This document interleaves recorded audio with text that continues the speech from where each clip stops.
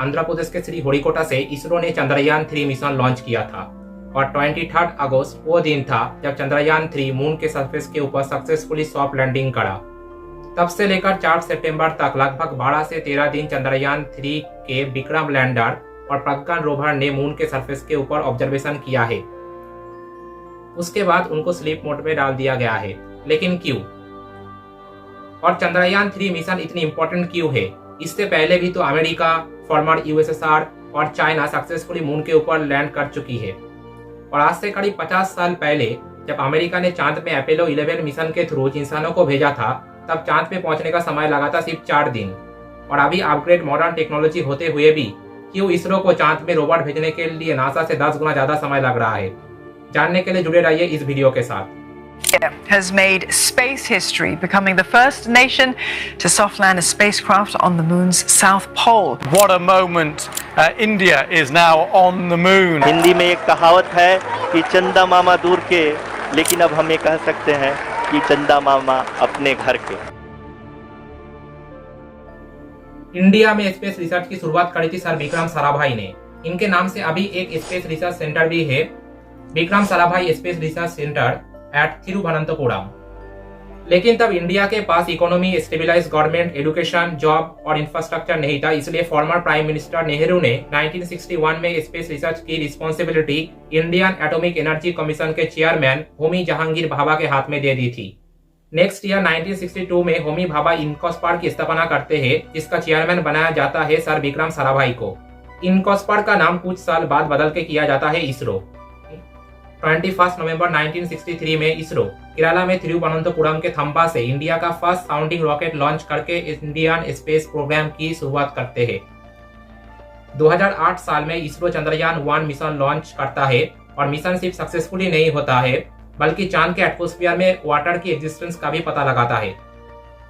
चंद्रयान 1 एक impact mission था। यहाँ पर मेन स्पेसक्राफ्ट चांद के चारों ओर चक्कर लगाता है और उससे एक हिस्सा डिटैच होके चांद के ऊपर जाके क्रैश लैंड करता है। तो अभी आप सोच रहे होंगे इससे फायदा क्या होगा? एक्चुअली डिटैच होके क्रैश लैंडिंग के पीछे बहुत सारी साइंटिफिक मेजरमेंट ली जा सकती है। ऐसे ही चंद्रयान 1 ने चांद के एटमॉस्फेयर में पानी की खोज करी थी। वैसे चंद्रयान 1 का जो इम्पैक्ट मिशन था, उससे इंडिया मून के सरफेस के ऊपर टच करने वाला 5वां देश बन गया है, यूएस, सोवियत यूनियन, जापान और यूरोपियन स्पेस एजेंसी के बाद। तब से लेकर 4 और देश इसे अचीव कर चुके हैं। चाइना 2009, इसराइल 2019, लुक्सेमबर्ग मार्च 2022 और यूएई ने दिसंबर 2022 में। 2019 में इसरो चंद्रयान 2 मिशन लॉन्च करता है, जो फेल होता है। 6 सितंबर 2019 चंद्रयान 2 जब लैंड कर रहा था, तब ये चांद पे जाके क्रैश लैंड कर जाता है। एक्चुअली चंद्रयान 2 को फोटो लेकर डिसाइड करना था कहां पर सॉफ्ट लैंडिंग करना सही होगा, लेकिन इसके इंजन में गड़बड़ी होने से ये कभी फोटो लेने के लिए स्टेबल ही नहीं हो पाया और जाके क्रैश लैंड कर जाता है। चंद्रयान 2 में लैंडर और रोवर नष्ट हो गया था, लेकिन ऑर्बिटर अभी भी चांद के अराउंड घूम रहा है और रिले सेंटर के रूप में काम कर रहा है। 14 जुलाई LVM-3 रॉकेट से चंद्रयान 3 को लॉन्च किया जाता है। इसके साथ ही एक लैंडर और एक रोवर। लैंडर मून के सरफेस के ऊपर लैंड करेगा। विक्रम साराभाई के नाम से लैंडर का नाम रखा गया है विक्रम, और रोवर का नाम भी चंद्रयान 2 के रोवर के नाम से ही रखा गया है प्रज्ञान। लैंडर विक्रम का वजन है 1750 किलोग्राम और रोवर प्रज्ञान का वजन है 26 किलोग्राम। लैंडिंग के बाद प्रज्ञान रोवर और लैंडर विक्रम का काम है बहुत सारी साइंटिफिक एक्सपेरिमेंट परफॉर्म करना। चंद्रयान 3 में भी चंद्रयान 2 की ऑर्बिटर का इस्तेमाल किया गया है। चंद्रयान 3 के लैंडर को लैंड कराया गया है चांद के साउथ पोल में। यहाँ पर अभी तक किसी भी चंद्रयान को लैंड कराना पॉसिबल नहीं हुआ है, इसलिए मून के इस पोर्शन के बारे में ज्यादा इंफॉर्मेशन नहीं मिलती है। यही इस मिशन की इंपॉर्टेंस है। जनरली मून की इक्वेटोरियल रीजन को लैंडिंग के लिए आदर्श स्थान माना जाता है। अभी तक जितनी सारी चंद्रयान मिशन लॉन्च किया गया है भारत और दूसरे कंट्री के द्वारा, वो सभी इक्वेटोरियल रीजन के आसपास में ही किया गया है, इसलिए इस रीजन के बारे में बहुत सारी इंफॉर्मेशन मिलती है। लेकिन साइंटिस्ट के प्रेडिक्शन के मुताबिक साउथ पोल में बहुत कम रोशनी होने से यहाँ पर जमी हुई बर्फ यानी कि आइस मिलने का हाई पॉसिबिलिटी है। तो अगर इसरो को नया कुछ इन्वेंट करना है तो रिसर्च करने के लिए, ऑब्जर्वेशन करने के लिए साउथ पोल ही आइडियल रीजन है। चंद्रयान 3 मिशन सक्सेसफुल होने से इंडिया मून के साउथ पोल में लैंड करने वाली चौथी कंट्री बन चुकी है। इससे पहले अमेरिका ने मई 1966, यूएसएसआर फरवरी 1966 और चाइना 2019 में मून में सॉफ्ट लैंडिंग कर चुका है। इंडिया मून के साउथ पोल में लैंड करने वाली पहली कंट्री है। रशिया ने भी कोशिश की थी मून के साउथ पोल में लैंड करने की, लेकिन उनका मिशन फेल हो चुका है 19 अगस्त के रिपोर्ट के मुताबिक। नहीं तो रशिया मून के साउथ पोल में लैंड करने वाली पहली कंट्री होती। इससे आप अंदाजा लगा सकते हैं कि स्पेस मिशन की कितनी कॉम्प्लेक्सिटी होती है। सबसे पहले चांद पे फ्लाई बाय मिशन, यानी कि चांद के पास से घूम के निकल जाना, फर्स्ट सक्सेसफुली परफॉर्म किया गया था यूएसएसआर के द्वारा। चांद पे फर्स्ट ऑर्बिटर मिशन भी, यानी कि चांद के चारों ओर ऑर्बिट करना, सक्सेसफुली फॉर्मर यूएसएसआर के द्वारा परफॉर्म किया गया था। और हाँ, चंद्रयान 3 भी एक सॉफ्ट लैंडिंग मिशन है और पहला सक्सेसफुली सॉफ्ट लैंडिंग मिशन भी परफॉर्म किया गया था यूएसएसआर के द्वारा साल 1970 में। लेकिन रशिया के पास इतना एक्सपीरियंस होते हुए भी इनका साउथ पोल मिशन फेल हुआ। रशिया की लूना 25 की इंजन में गड़बड़ी होने से ये जाके टकराता है चांद से। चंद्रयान 3 चंद्रयान 2 की ऑब्जेक्टिव को पूरा करने के लिए लॉन्च किया गया है। जो प्रोसेस होता है, हाई स्पीड हॉरिजॉन्टल पोजीशन में उड़ने वाली रॉकेट को धीरे करना, फिर वर्टिकल पोजीशन में लाना और सॉफ्टली लैंड करवाना, बहुत क्रिटिकल प्रोसेस है, बहुत कॉम्प्लिकेटेड है। सुनने में बहुत आसान लग रहा है। जरा सी भी गलती और मिशन फेलर रोकने के लिए चंद्रयान 3 में बहुत सारी मॉडिफिकेशन किया गया है, बहुत सारे ट्रेलर टेस्ट किया गया है, लैंडिंग एरिया को भी इंक्रीज किया गया है और चंद्रयान 2 ने बहुत सारे डिटेल फोटो इसरो को भेज दिए थे मून के, इसलिए इसरो के पास ज्यादा ऑप्शन भी है।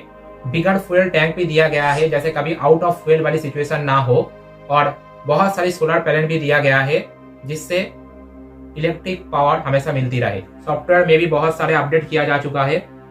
लैंडिंग के बाद प्रज्ञान रोवर और लैंडर विक्रम का काम है बहुत सारी साइंटिफिक एक्सपेरिमेंट परफॉर्म करना। अभी आप सोच रहे होंगे ये वीडियो कहां से शूट करा गया है। एक्चुअली ये वीडियो विक्रम लैंडर के द्वारा शूट करा गया है। विक्रम लैंडर खाली बैठा नहीं रहेगा, विक्रम लैंडर भी चांद के साउथ पोल का टेम्परेचर मेजर करेगा और भी वेरियस एक्सपेरिमेंट ये दो चांद में परफॉर्म करेंगे, जैसे एटमॉस्फेरिक एनालिसिस और चांद के मिट्टी के नीचे क्या है पता लगाना, एटसेट्रा एटसेट्रा। दोस्तों, मैंने वीडियो के शुरुआत में बोला था जब लैंडर और रोवर को चांद में लैंड कराया जाएगा तब उन दोनों को सिर्फ 12 से 13 दिन ही समय मिलेगा scientific experiment and observation perform करने के लिए, क्योंकि 14 दिन बाद साउथ पोल में 2 हफ्ते के लिए रात हो जाएगा और तब टेम्परेचर -250 डिग्री सेल्सियस तक गिर जा सकता है और इस टेम्परेचर पर लैंडर और रोवर की इंस्ट्रूमेंट काम नहीं कर सकता। अब देखते हैं चंद्रयान 3 मिशन से क्या क्या चीजें पता चला है।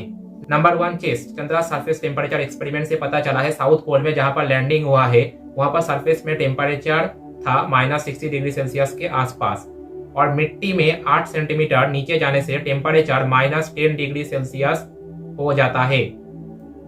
Number 2, LIBS laser induce breakdown spectroscopy. इस इंस्ट्रूमेंट ने लूनर सरफेस में सल्फर की एग्जिस्टेंस कंफर्म किया है। मिट्टी और पत्थर में ऑक्सीजन का भी एग्जिस्टेंस पता चला है। मून की टॉप सॉइल में ही इतनी ऑक्सीजन है कि 8 मिलियन लोग 1 लाख साल तक सांस ले सकते हैं।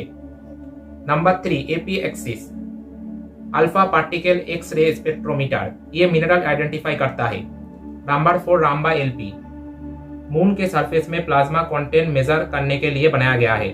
Number 5, instrument for lunar seismic activity ILSA, चांद पे आने वाले भूकंप को स्टडी करने के लिए बनाया गया है। ये सभी मेजर एक्सपेरिमेंट कंडक्ट किया गया है। 4 सितंबर में दोनों लैंडर विक्रम और रोवर प्रज्ञान को स्लीप मोड में डाल दिया जाता है इसरो के द्वारा। सिर्फ रिसीवर को ऑन छोड़ा गया है। इसरो ने उम्मीद की है कि 14 दिन लूनर नाइट के बाद फिर से विक्रम और प्रज्ञान जाग उठेंगे 22 सितंबर। हाल ही में रिएक्टिवेशन की बहुत सारी कोशिश की जा चुकी है लेकिन पॉजिटिव रिजल्ट नहीं आया है। हो सकता है हमेशा के लिए लैंडर और रोवर चांद पे रह जाए। अब यहाँ पर यह मेंशन करना जरूरी है कि चंद्रयान 1 को चांद पे पहुंचने का समय लगा था 77 डेज और चंद्रयान 2 को चांद पे भेजने के लिए समय लगा था 75 डेज। लेकिन नासा की first human moon mission Apollo 11 सिर्फ 4 दिन में ही चांद में पहुंच गई थी। अपोलो 11 के 3 astronaut Neil Armstrong, Edwin Aldrin और माइकल कॉलिंस पृथ्वी में वापस लौट आते हैं लॉन्चिंग के 8वें दिन में। तो अभी आप सोच रहे होंगे 1969 में जो डिस्टेंस ट्रेवल करने के लिए नासा को सिर्फ 4 दिन का समय लगा था, वो सेम डिस्टेंस ट्रेवल करने के लिए क्यों इसरो को आज 40 दिन समय लग रहा है? इसका मेन रीजन है बजट। इसरो बहुत सस्ते में स्पेस मिशन कंडक्ट करने के लिए जाना जाता है। चंद्रयान 3 मिशन का बजट है लगभग 650 करोड़। बॉलीवुड की बहुत सारी फिल्म की बजट भी इससे ज्यादा होता है, जैसे आदि पुरुष 700 crore, RRR 550 crore, etcetera etcetera. और दूसरी तरफ नासा की 1969 अपोलो 11 मिशन का खर्चा था लगभग 12,000 करोड़। नासा की अपोलो 11 मिशन में फ्यूल को लेकर रॉकेट का वजन था 2800 टन। दूसरी तरफ इसरो की चंद्रयान 3 का फ्यूल को लेकर टोटल वजन है 3900 किलोग्राम। इसरो का प्रयास है कैसे कम फ्यूल का खर्चा करके चांद में पहुंचा जाए, इसलिए डायरेक्टली चांद में जाने के बदले चंद्रयान 3 पृथ्वी के चारों ओर गोल गोल घूम के ग्रेविटी का इस्तेमाल करके मून में जाके पहुंचेगा। और इसलिए चंद्रयान 3 को मून में जाने के लिए अपोलो 11 मिशन से 10 गुना ज्यादा समय लग रहा है। इसरो ने चंद्रयान 3 मिशन के सक्सेसफुल होने के बाद 2 सितंबर आदित्य L1 मिशन लॉन्च किया है सन को लेकर स्टडी करने के लिए।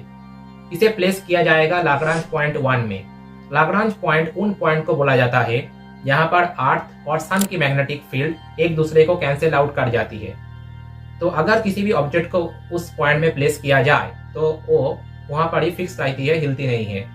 और अर्थ के साथ वो भी सन के चारों ओर गोल गोल घूम के ऑब्जर्वेशन कर सकती है सन का। सन के बारे में और जानने के लिए आप इस वीडियो को देख सकते हैं। वीडियो अच्छा लगा तो लाइक कीजिए, चैनल को सब्सक्राइब कीजिए और बहुत बहुत शेयर कीजिए। सन के मिस्ट्री के बारे में और जानने के लिए आप इस वीडियो को देख सकते हैं।